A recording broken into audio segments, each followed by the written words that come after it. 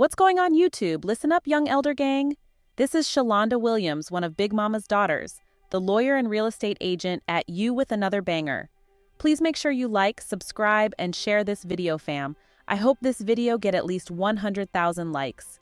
In the following video, you will find history, definitions, scripture information, and best of all, what we Americans have been deprived of from the beginning, the truth. Keep in mind, this content used in this video is intended for educational and informational purposes only. We will give you the total truth as we best understand it today. Be sure to hit that like button, young elder gang. Hit that subscribe button if you're new to the channel. Hit that bell and don't forget to check back with us every day for new content. All right, let's get started. How to buy your first rental property with little money. Welcome to another video. Listen. On this channel in today's video, I'm going to share with you on how you can buy your first rental property with little money. A rental property is a real estate asset that's owned by an individual or entity and leased to tenants for income. Rental properties can be residential like apartments, houses, and condominiums, or commercial like office spaces, retail shops, and warehouses. Rental properties are designed to generate income for the owner through rental payments from tenants. I teach a lot of different investing strategies in my classes. An investing strategy refers to a planned approach an investor uses to make investment decisions based on their financial goals, risk tolerance, and time horizon, guiding them on what types of assets to buy, when to buy them, and how long to hold them, aiming to achieve desired returns over time. One of them being wholesaling real estate. And the reason why I teach wholesaling real estate is primarily because it truly is one of the fastest ways to make money in this real estate game. But the problem with wholesaling real estate is you're only as good as your last deal. Real estate wholesaling is a short-term investment strategy where an investor or wholesaler buys a property and then sells it to another buyer for a higher price. How it works?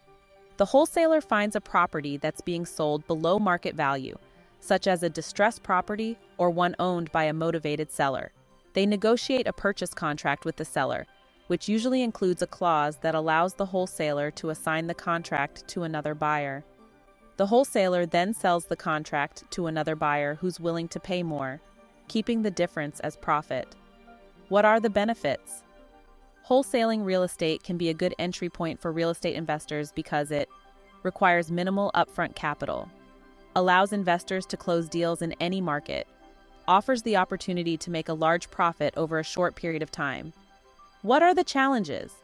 Wholesaling real estate requires a deep understanding of the local real estate market, strong negotiation skills, a robust network of potential buyers, compliance with local laws and regulations.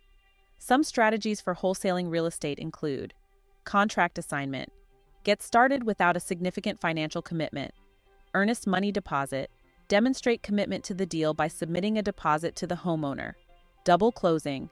Buy the property and immediately resell it to a cash buyer on the same day. Takedown method. Buy the property directly from the seller and immediately put it back up for sale on the market with an agent. You're only as good as your last deal. You're only as good as your last deal means that in a sales or business context, your current worth or perceived ability is judged solely on the success of your most recent deal, implying that past achievements are quickly forgotten and only your most recent performance matters. It often highlights the pressure to consistently close deals to maintain a good reputation. This phrase emphasizes the short-term focus on immediate outcomes rather than long-term value or consistent performance. Sales pressure, it's often used to describe the intense pressure salespeople feel to constantly close deals to maintain their standing within a company. Potential criticism, some argue that this mindset can be detrimental as it can discourage long-term relationship building and overlook the broader skills and contributions of a salesperson. So you're only as good as your last deal. What do I mean by that? Well, with wholesaling, you have to continue to hustle in order to find the next check, and it doesn't pay you over and over and over again, which means if you decide to ever leave the business and go on vacation, or, just put a pause to your business for quite some time, guess what? You're not going to make any money using that investment strategy, and that's exactly why I tell people that wholesaling is a means to an end. Yes, you can make a lot of money with wholesaling. You can get rich when you're wholesaling houses, but you never become wealthy wholesaling houses. Wealth is built, when you don't actually have to work for the money, and you receive money every single month passively without your personal efforts or very little of your personal efforts. Wholesaling houses. With wholesaling, you have to continue hustling in order to make money. In essence, it's a high-paying job for yourself. So what I want to show you today is a simple strategy that you can start using today, which I feel is just as easy as wholesaling houses. The difference is you can make some money up front, you can make some money every month, and you can make some money on the back end as well. Making money on the back end means earning income from a project or venture after the initial costs have been recouped, typically taking a percentage of the profits generated rather than a fixed upfront payment. This term is often used in the entertainment industry where actors, producers, or writers might receive a back-end deal where they get a share of the movie's box office revenue after it's released, instead of just a salary for their work. Key points about making money on the back end. Profit-based income. You only earn money if the project is successful and generates profit. Lower upfront payment. In exchange for the potential for higher earnings later, you might accept a smaller initial payment. Risk-reward dynamic. While potentially more lucrative in the long run, there's a higher risk of not making any money if the project doesn't perform well. Examples of back-end scenarios. Film industry. An actor taking a percentage of a movie's box office earnings instead of just a standard salary. Music industry. A songwriter receiving royalties from music streaming services based on how often their song is played. Tech startups. Investors receiving a share of the company's profits once it becomes profitable. So essentially what you're doing is you're creating a model where you can get wholesale like checks up front. You can get the benefits of owning rental properties by collecting passive income every single month, and you can make huge profits on the back end as if you were rehabbing houses. So really you get the best of all worlds, and that's exactly what I want to show you today. And the great thing about what I'm going to show you is you don't need a lot of money to get started. You could have anywhere between $10 and $100 in your pocket right now, and you qualify at that point to do exactly what I'm going to show you today. So if you're looking for that way to build real wealth and real estate by owning rental properties, and you're looking to get your first rental property going right now, this is the video for you. Also, if you've been in a business and you're using traditional ways to buy rental properties. Secret of rental properties. Keep watching this video because I'm going to reveal something to you that's going to open your eyes to another world of real estate investing, where you don't need the money, where you don't need the credit, and you can still reap the benefits of owning rental properties. So let's go ahead and jump right into it. Okay, so the first overstanding owner financing real estate. Owner financing, also known as seller financing, is a real estate transaction where the seller finances the buyer's purchase of a property instead of a bank or mortgage lender. The buyer makes regular payments to the seller until the property is paid off. The buyer signs a promissory note that outlines the loan's terms, such as the interest rate, payment schedule, and loan duration. The seller retains the property's legal title until the buyer completes the payments.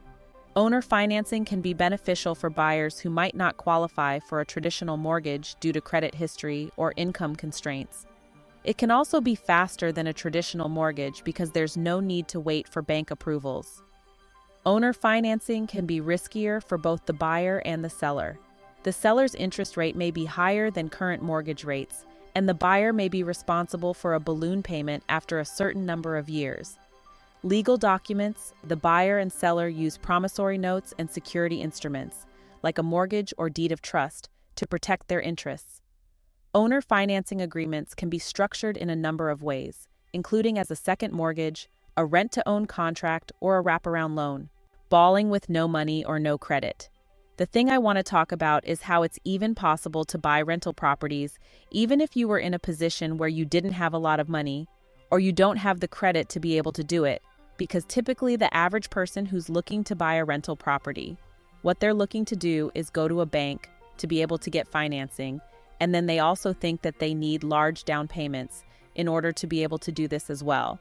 So I'm here to dispute all of that and change your thought process on how this actually works. So the way you're going to be able to do this is through a method called owner financing. And just to keep it simple, owner financing is basically a method that allows you to bypass the banks to go straight to the owner of the property and use them as the bank on the property. So rather than going to the bank to get a loan or get financed, you're simply going to go to the owner of the property and have them finance the property for you, and there's a lot of benefits. To doing this, you don't have to run your credit. You don't have to fill out stacks and stacks of paper with a mortgage company. You don't need a lot of money to do this. So it really doesn't matter what your personal situation is because you're going to use the house. The asset to be able to create the deal through something called owner financing, and this benefits the seller as well. I should be charging you guys a lot for telling you this game. They get tax benefits for doing this. They also get a monthly passive income on a property that they no longer own.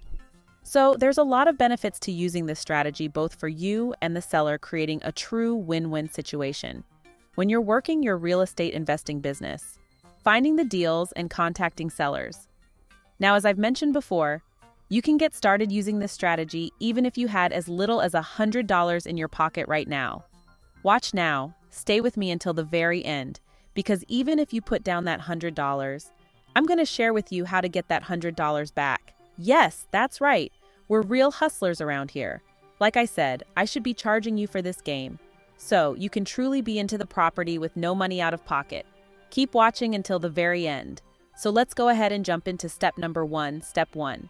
Finding the deals and contacting sellers. All right. So step number one is to find the properties, and the beautiful part about what I'm going to show you today is you don't have to spend a dime to be able to find these types of deals. The reason for that is because you're not always looking for the wholesale-like deals. And when we say wholesale-like deals, we're talking about the deeply discounted properties. When you're using owner financing, you can literally pay top dollar for these properties. It doesn't matter what the condition is. It doesn't matter what the price is. If the owner is financing this property for you, and you can create a cash flow on this property, and the numbers make sense, then guess what? You can buy as many of these properties as possible, and one way to find these properties is by using Zillow. Now, what is Zillow?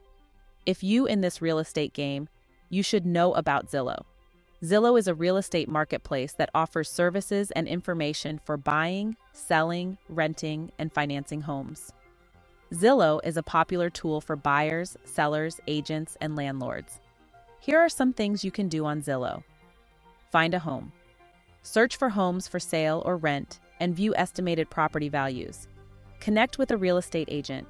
Create a free agent profile to highlight your past sales and connect with listings. Get a mortgage. Zillow Home Loans offers a variety of mortgage types, including conventional, jumbo, FHA, and VA loans. List a home for sale. Use the For Sale by Owner (FSBO) option to list your home without an agent. Zillow's Zestimates can help buyers and sellers estimate a property's value, but they aren't always accurate. Zillow's property value estimates are based on user-submitted information and broader market trends, while other platforms may rely more on MLS data and public records. Zillow's Zestimates. You could also use Craigslist using the same exact method. Craigslist is a free online classified website that's a popular place to post and search for real estate. Posting real estate. Craigslist is a popular tool for generating real estate leads because it's free to post in most places. Some good practices for creating a real estate ad on Craigslist include setting up an account, posting at the right time of day, uploading images of your property, and choosing a headline that stands out. So I'm going to show you exactly how to do that right now. Let's go ahead to Zillow.com. All right, so what we're going to do once you get on Zillow.com. So we're going to type that into the search bar, and once we get to Zillow.com, and pause the video if you need to as we go alone. What we're going to do is select the city that we're interested in investing in. One of the cities that I invest in is Atlanta, Georgia, and Tampa, Florida. So I'm going to go ahead and select that now. Once I select Atlanta, Georgia, or the Tampa, you'll notice a For Sale tab up in the navigation bar, up at the top. I'm going to go ahead and select that For Sale tab. Then what I'm going to do is select this drop-down menu right next to the For Sale tab. And when I select that drop-down menu, what I want to do is make sure that the only thing that's selected is by owner. And the reason for that is because I'm looking to work directly with the seller of the property. Yes, I can find these deals through agents. I could find them through other means as well. I can focus on foreclosures and things like that, but for the purposes of what we're focusing on right now, I only want to focus on working with private owners, I'm going to make sure that that's selected, and I'm going to go down to the bottom and click on Done. The owner finance category. Now, once I click on Done, I'm going to ignore price. I'm going to ignore beds and baths because this stuff doesn't matter. I can use this method in any price range, any beds and baths, and also on any type of property as well. But what I am going to do is go ahead and select more. Once I select more, what I want to do is scroll all the way down to the bottom to where it says Days on Market, and I want to make sure that it says Any. There's a couple of reasons for that, and I'm going to explain what that is in just a moment. After that, I'm going to go ahead and click on Done. Now, the reason why I want to leave the days on market alone and I want to do a broad search, which is why I didn't select the price range, beds and baths, or home type, it's primarily because I can buy any type of property using this method.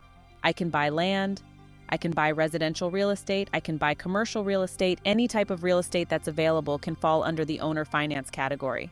First, residential rental property.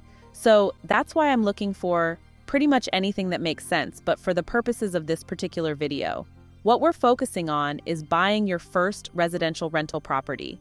That's exactly what we're going to focus on. If you notice some of the labels on some of these properties, one says price cut and one says days on market. What we're looking for are the properties that have these types of labels.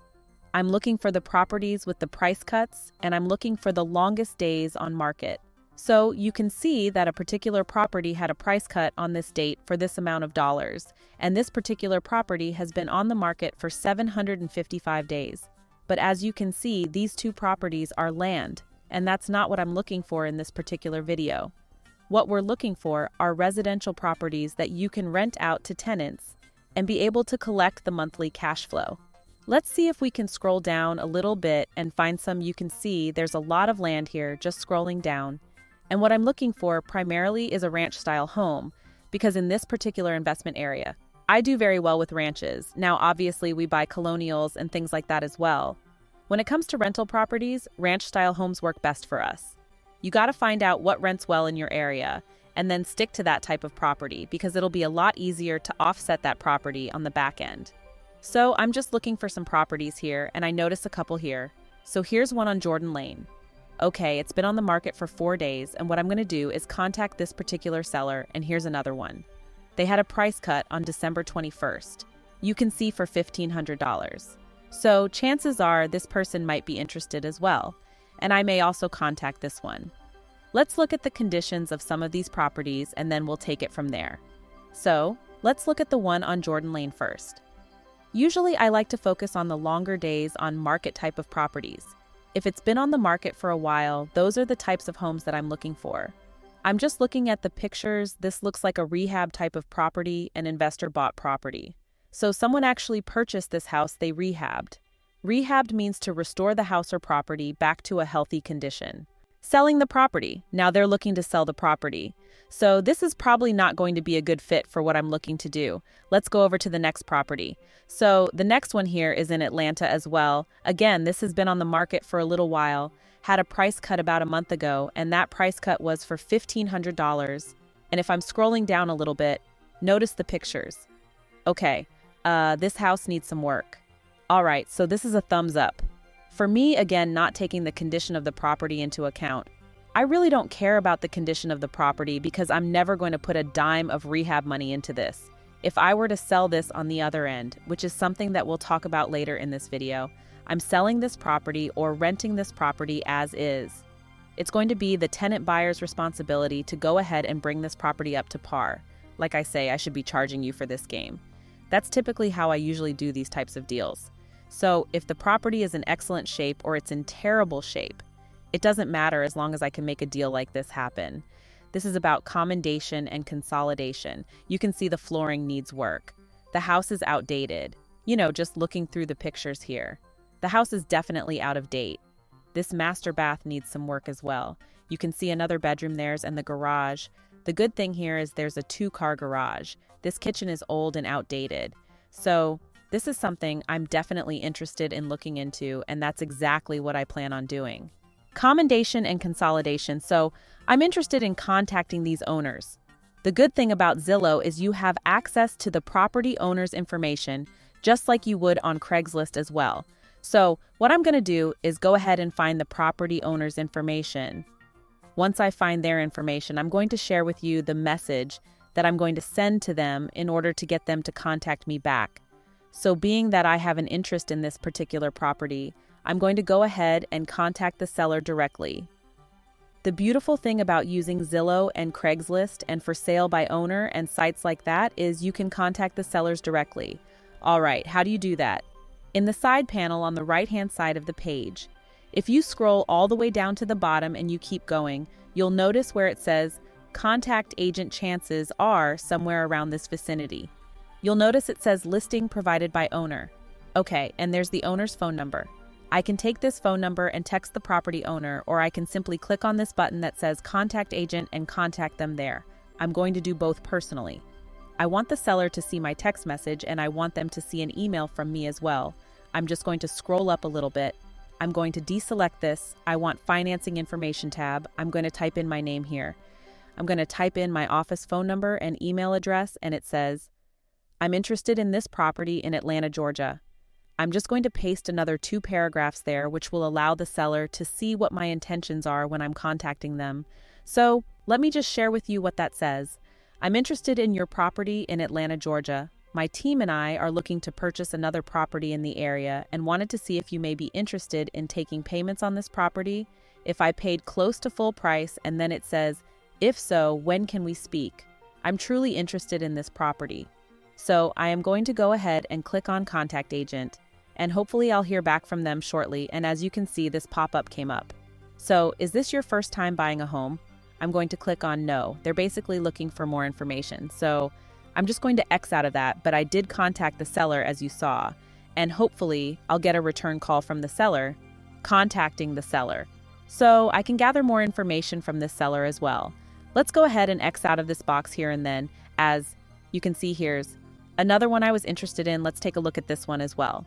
So we've been on Zillow for literally less than 5 minutes, and we found 3 solid properties. One of them didn't fit the criteria. One did. Now let's see what this one is looking like. Now this one is a pretty clean property as well, not much to look at in terms of pictures. Let me just see what they're working with here, just looking. Now they don't really have a lot of pictures on this particular one, but it is a for sale by owner. Not a lot of information on it, but what I'll do is I'll go ahead and contact this particular seller as well. In fact, as I'm scrolling down here, there's an email address that I can use to contact the property owner. Says that they did some work on the property.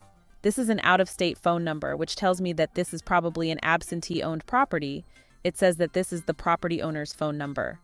So again, I'm going to go ahead and text this property owner, and I'm also going to click here so I can get in contact with the property owner as well.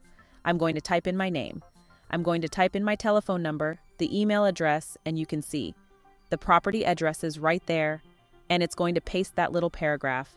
And I'm going to go ahead and click on Contact Owner. And there you have it. The message was sent, and hopefully we'll hear back from the seller shortly. So that's how you use Zillow.com in order to start finding these deals. You can see it cost me absolutely nothing but about 5 minutes of my time. If you do a little bit of this every single day, there's no way that you're not going to be able to make offers and create some type of deals using this particular site. So as you can see, there's a lot of properties available online. You can do this right from the comfort of your own home, right from your laptop. To start finding your first rental property right now, and you can also use sites like Craigslist for sale by owner and other sites to do this as well. In fact, an even easier way to get this done is by using my investor deal program that I'm working on now. What it does is it scrapes the entire internet, Craigslist, and other sites to be able to pull those leads into the software. Pre-screening sellers, what to say. So you never have to leave the software. You can contact these sellers in one spot. Be sure to check out our other classes in the description box below. Now, once the seller contacts you back, step number 2 is to go ahead and start pre-screening sellers. What to say. Pre-screening the sellers means to perform a preliminary evaluation or check on potential sellers before fully engaging with them, essentially filtering out those who might not meet the required criteria based on a basic review of their qualifications, background, or product offerings before committing to a more in-depth process. Key points about pre-screening sellers. Early stage vetting. This happens before a full review or negotiation stage, allowing for a quicker identification of suitable sellers. Minimizing time waste. By pre-screening, buyers can avoid spending time on sellers who are unlikely to meet their needs. Criteria-based screening. Depending on the situation, the pre-screening might involve checking factors like seller experience, product quality, pricing, business reputation, or compliance with relevant regulations. Example scenarios where pre-screening sellers might be used. Online marketplace. A platform might pre-screen potential sellers to ensure they have a good track record and comply with listing policies before allowing them to sell on the site. Business procurement. A company might pre-screen potential vendors to verify their financial stability and ability to deliver goods or services at the required quality level. Real estate, a buyer's agent might pre-screen potential sellers to identify properties that match the buyer's criteria regarding location, price range, and property condition. So how do you pre-screen sellers? Well, an easy way for you to pre-screen sellers is to use my property information sheet that I'm putting together right now. I'm going to create a video on this in a little while, where I actually go through the entire seller script and I review it and show you exactly what you need to ask the sellers in order to create any type of deal. Whether it be a wholesale deal or a creative deal, just like the one we're discussing in this video. But just to give you a general idea of the type of questions that you need to ask in order to create a creative owner finance type of deal. What you want to do is find out two things: if there's a mortgage on the property, and also if the seller is willing to take payment over time. What is pay or rent to own? Now, another thing you want to keep in mind is how you present this to the seller. I wouldn't mention the words owner financing to the seller instead. You can say take payments over time. Would you take payments over time? Paid to own means that you are making payments over time with the goal of eventually owning an item, like a house or furniture, through a rent-to-own agreement, where a portion of your regular payments are applied towards the purchase price, allowing you to fully own the item once all payments are made. Essentially, you are paying to own it by making installments instead of paying the full price up front. Key points about paid to own. Lease to own contract. This is the legal term often used for paid to own arrangements, where you lease something with the option to buy it at the end of the lease period. Monthly payments. You make regular payments that include both a rent component and a portion that goes towards the eventual purchase price. Option to buy. You have the choice to purchase the item at the end of the lease term, but you are not obligated to do so. Also, you have rent to own. Rent to own is a legally binding agreement that allows a person to rent a property with the option to purchase it before the lease ends. It's also known as renting with an option to buy, rental purchase, or rent to buy. Rent to own agreements can be used to purchase a variety of properties, including homes, consumer electronics, furniture, and motor vehicles. The agreement typically includes the purchase price, the monthly rent, the schedule and term of payments, and how much of the rent payment goes toward the down payment. Also, at this time, you wouldn't ask the seller if they have an existing mortgage on the property. Instead, you can say, "Are you currently making payments on the property?" So as you can see, how you word things can either make or break the deal. The seller can easily throw up their defenses. If you ask them personal questions like, "Is there a mortgage on a property?" or "Would you consider doing owner financing?" So instead of using key phrases like that, use simplified phrases that will allow the seller to feel comfortable. When they're talking to you again, rather than saying, "Will you take owner financing?" say, "Will you consider taking payments over time?" and rather than saying, "Is there a mortgage on the property?" Simply ask, "Are you currently making payments on the property?" and that will tell you if they are making payments. Obviously, they have a mortgage. If they're not making payments, then guess what? Chances are there isn't a mortgage on a property, or they're just backed up because they simply stop making payments either way. You can create some type of deal out of that situation. So those are two key things that you want to keep in mind when it comes to screening the sellers. Again, be sure to check out my property information video and my seller script review video coming out soon. Making offers and contracting deals. Now, if you're enjoying this video up to this point, do me a favor. Be sure to rock that like button below and also share this video with all your friends that might be interested in purchasing their first rental property but might be limited on capital. Now let's go ahead into step number 3. All right, so now that you have a property for sale and you've got your feet wet, now step 3 is making offers, contracting deals, and pre-screened the seller. Your next steps are to make an offer to the seller and get your agreement authorized. Now, when it comes to making your offer to the seller, what you're going to do is use my creative offer formula. You need to watch my real estate playlist. I'm going to go ahead and link the playlist in the description. I've put together which shows you in full detail how that creative offer formula actually works.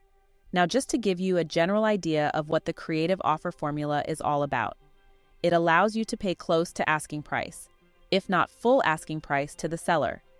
It also discusses the deposit amount and the down payment amount that you're going to provide to the seller, the monthly payments as well as the amortization to the seller. Now, let's break this down a little bit. So when we're talking about the actual price to the seller, let's just say a seller is asking $100,000 for a property and they want, let's say, $5,000 down. What we're going to do is offer the seller $100,000 and $5,000 down, but we're going to ask the seller to delay the down payment until the closing occurs. And remember that $100 that I told you about earlier in this video. What you're going to do is take that $100 and provide that as an earnest money deposit to the seller, solidifying your agreement between you and the seller, making your contract valid. Now, just because you negotiated $100 with the seller doesn't mean you can't put down less. You could put down anywhere between $1 and $100 and still make a deal happen. So if you have very little capital right now, this is the strategy that can work for you no matter what your financial situation is. Once you negotiate your price as well as your earnest money deposit and your down payment with the seller, what you're going to do is find out what the rental comps are in the area and in that playlist below. I show you exactly how to do that, and whatever the rental comp's coming at, you're going to slash that in half and offer that as a monthly payment to the seller. And as far as amortization is concerned, you're never going to mention the word amortization to the seller. Instead, you're going to use the word payment. In law, amortization refers to the process of gradually paying off a debt, like a loan, through a series of scheduled payments that include both principal and interest, essentially spreading out the cost of the loan over a set period of time. It's most commonly used in relation to mortgages and other large loans, where the borrower makes regular payments until the debt is fully repaid. Sock it to my pocket. So let me give you an example of how this actually looks. Let's just say that you have a property where the seller is asking $100,000 for the house. You're going to offer the seller $100,000, and let's just say that they want $5,000 down. You're going to offer them the $5,000 down, but you're going to ask them to delay the down payment until the closing occurs. And in exchange for them delaying the down payment, you're going to give them a $100 earnest money deposit. And again, I'm going to show you how to get that earnest money deposit back. So you can be into this deal with no money out of pocket. Even the down payment is not going to come out of your pocket. Bear with me. I'm going to explain it to you in just a moment now, in addition to the price and the earnest money deposit as well as a down payment. That's a part of this deal. What you're going to do is offer the seller half of whatever the rent to comps are in the area. So let's just say for this particular fictitious property that we're talking about, the rent will come in at about $1,000 per month. Then what you're going to do is offer the seller $500 a month. And rather than mentioning the word amortization, you're going to ask the seller if they're willing to allow you to make 120 payments to them, and on the 121st payment, you'll pay the property off through what's called a balloon payment, or in other words, a lump sum of money to the seller up front. And again, that money is not going to come out of your pocket either. A balloon payment is a large one-time payment made at the end of a loan term, in addition to a series of smaller regular payments. Balloon payments are more common in commercial lending than in consumer lending. Here are some things to know about balloon payments. Loan structure. Balloon payments are part of loans with lower fixed payments, often covering only interest or a small portion of the principal. The remaining balance of the loan is then paid off in full with the balloon payment. Loan term, balloon payments are commonly repaid over a period of 5-7 years for commercial loans. Loan risk. Balloon payments are one of the riskier types of loans available. Borrowers should consider whether and how they can make the balloon payment when it comes due. Benefits. Balloon payments can allow borrowers to keep near-term costs reduced while presuming that their income will have risen by the time the balloon payment is due. Prepayment penalty. There's usually no prepayment penalty on a balloon mortgage, so you can make extra payments or pay it off before it matures without incurring a fee. Standard purchase and sell agreement. I'm going to explain how in the next step. Now, when it comes to the agreements that you're going to sign with the seller, what you're going to do is sign what's called a standard purchase and sell agreement. A standard purchase and sell agreement, also called a purchase and sale agreement, PSA, or sales and purchase agreement, SPA, is a legally binding contract between a buyer and seller that outlines the terms of a transaction, including the price, payment details, property description, contingencies, conditions that must be met before the sale is final, and closing date for the sale of an asset like real estate or company stock. Essentially, it serves as a detailed document to protect both parties involved in the transaction. Key elements of a standard purchase and sell agreement: buyer and seller information, full legal names and contact details of the involved parties. Property description, detailed description of the asset being sold, including address, legal description, and any relevant features. Purchase price, the agreed-upon price for the property, earnest money deposit, the amount paid by the buyer as a good faith deposit to show commitment to the purchase. Contingencies, conditions that must be met before the sale is final, like obtaining financing, property inspection, or appraisal. Closing date, the date when the transaction is scheduled to be finalized and ownership is transferred. Payment terms, how and when the purchase price will be paid. Disclaimers and representations, statements regarding the property's condition and any known issues. So any type of standard purchase and sale agreement will do for this type of deal, and in addition to that. Seller financing addendum. You're going to sign a seller financing addendum with the seller. A seller financing addendum is a document that outlines the terms of a real estate purchase when the seller finances the buyer. Purpose: the addendum is attached to the original purchase agreement to define the terms of the seller's financing. What's included: the addendum includes details such as the interest rate, payment schedule, type of financing, and maturity date. When it's used, seller financing is used when traditional financing is unavailable, or when the buyer and seller want to proceed privately with the sale. What to consider: it's important to review the addendum carefully, customize it to your specific financing arrangement, and get it validated by legal and financial professionals. Seller financing is also known as owner financing or a purchase money mortgage. Okay, and these two agreements will be put together and combined as one agreement, and the cool thing about using a standard purchase and sale agreement is it usually will have a section in there, which will allow you to spell out the terms of your seller financing deal with the seller, and if that doesn't cover it, the seller financing addendum will cover it for you, and I'll provide a link of these for you in the description box below, so be sure to check that out. Now finally, there's a couple of things that I want you to keep in mind. When it comes to getting your agreement signed by the seller, you never want to use the words sign or contract with a seller. Okay, those are red flag words if you use the word sign and contract. The seller feels like their back is up against the wall. So rather than using the words sign and contract, use words like authorize and agreement. You see how that will allow the seller to drop their guards. Hey, Mr. Seller, do you mind authorizing this agreement, rather than, hey, Mr. Seller, can you sign this contract? So the words you use and the way you talk to the seller is really the key to getting these types of deals done and making the seller feel comfortable while you're doing these types of deals. So again, make your offer, get your agreement signed by the seller. Make sure you talk to them in a way that they're going to feel comfortable with the situation, and then you can move on to step number 4, finding your tenant. All right, step number 4 is finding your tenant buyer ahead and find your end tenant buyer for the property. A tenant buyer is someone who currently rents a property but has the option to purchase it in the future, essentially acting as a tenant while also being considered a potential future owner, often through a rent-to-own agreement where they can eventually buy the property under specific terms and conditions. They are expected to take better care of the property than a standard tenant, as they are aiming to own it eventually. Key points about a tenant buyer: dual role, they are both a tenant, paying rent, and a potential buyer with the right to purchase the property at a later date. Rent-to-own agreement. This is usually facilitated through a special contract that outlines the terms of the purchase option, including the price, timeline, and conditions for buying the property. Increased responsibility. As a potential owner, a tenant buyer is expected to maintain the property well beyond standard tenant obligations. A normal tenant, they pay you rent each month. But if something goes wrong with the property, if a handle falls off the door or the boiler breaks, they will expect you to fix it as a landlord. But a tenant buyer, they move into the property and they get used to being a homeowner.